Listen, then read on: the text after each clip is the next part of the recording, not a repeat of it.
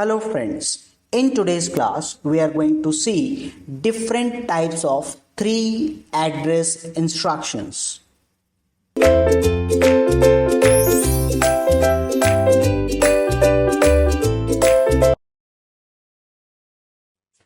Welcome again, and now we are discussing types of 3 address instructions. So for the binary operator, we have already seen that x equal to y operator z is a 3 address instruction.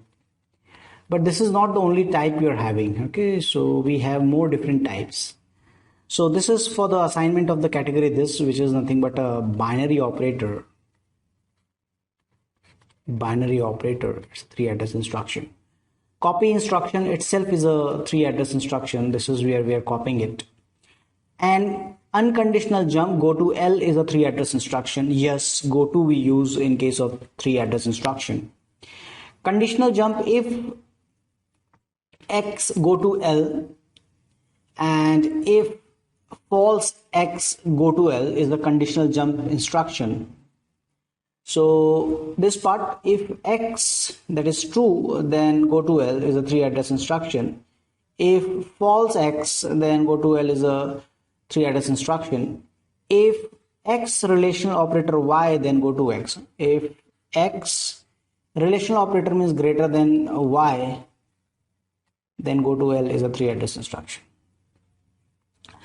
If you have a procedure which is having n parameter, procedure P, x1, x2, x3 is implemented as follows. The parameter x1, parameter x2, parameter xn, and then we will call P with n is a 3 address instruction.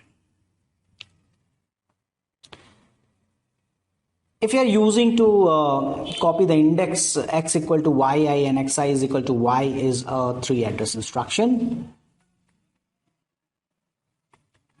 And finally, we are having a pointer assignment that is x equal to %y and x equal to dereference y, dereference x equal to y is a 3 address instruction.